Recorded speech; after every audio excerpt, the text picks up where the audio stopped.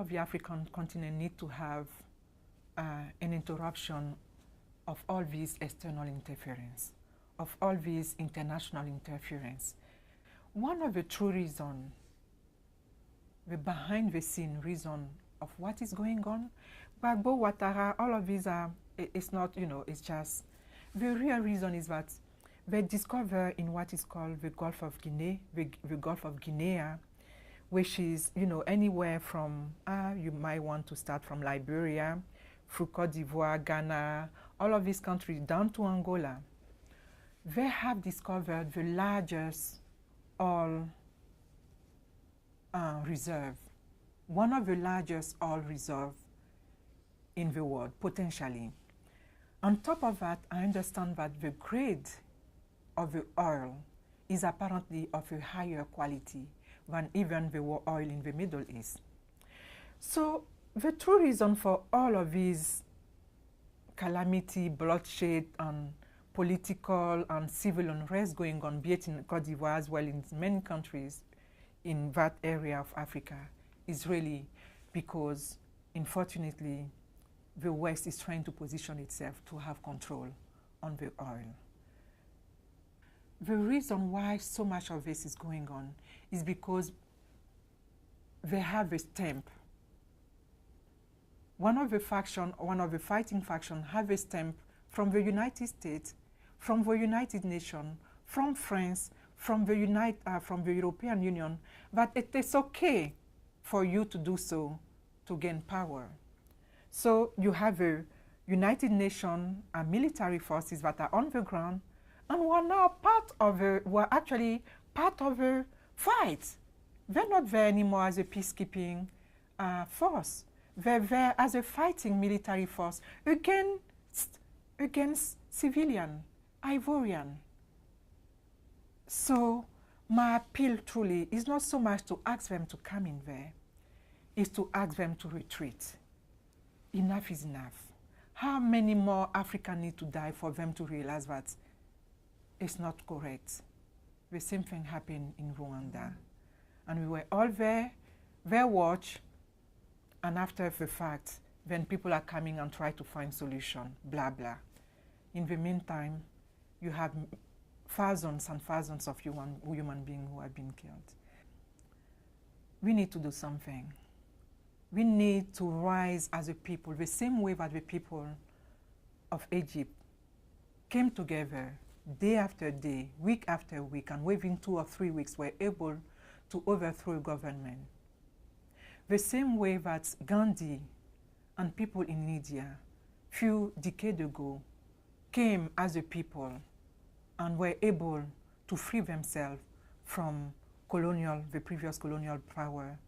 The same way I believe that the African diaspora, and I'm including in the African diaspora, the African American community, they have a mean in terms of media, they have a mean in terms of wealth, they have a mean, the celebrity, they have a mean in terms of visibility.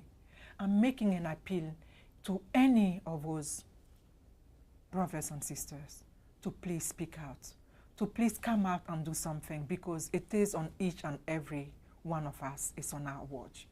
We cannot be comfortable anymore simply because all of our children or all of our family is somewhere here.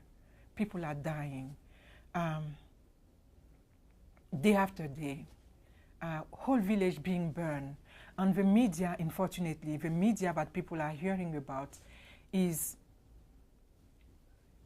lying about it. I don't understand why, but it's not true. I speak to my brothers, I speak to my friends, and what they're telling me compared to what I hear in the media is totally different story.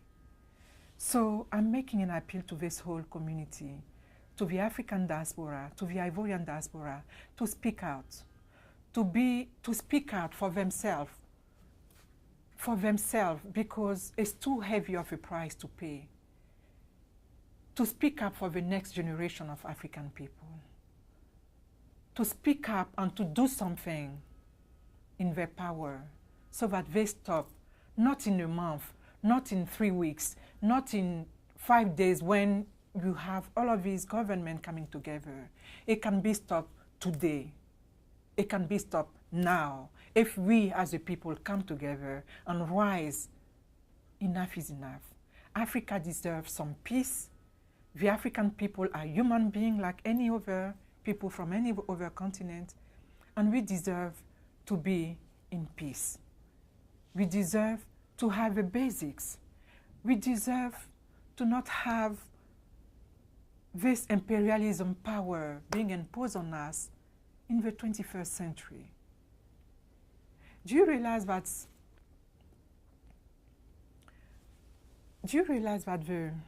the slavery, the slave trade, until today, has not even been recognized by the United Nations as a crime against humanity? And we all sitting there, everybody is comfortable. You had so many millions of people killed during the slave trade. And no, United Nations have not even acknowledged that this was a crime against humanity. And today, it's under the watch of the United Nations that the whole of Africa is undergoing the second level or third level of imperialism. This needs to stop. The United Nations, the United States, France, the European Union, the African Union can stop this today. And there won't be any more bloodshed, and this situation can be resolved the same way it is resolved in the United States, the same way it is resolved in any other country where you have, discrepancy in the election or a misunderstanding or some competition at this level. It can be solved. There is no presidential election that should be a justification for so much violence, even for just one human being being killed, but for villages being burned because somebody is from one side or the other side. In the 21st century, we shouldn't be witnessing events like that. The African diaspora need to get involved, but specifically the African American community, which I wish to hear so much more of, need to get involved. This can be stopped if we can all rise like the people in Egypt, rise together and stop and have a change made. And we can all rise, not as African, not as Ivorian, but as human being, as humankind. We can all rise together and say, enough is enough. The bloodshed needs to stop, and we can do this and find a solution in a different way.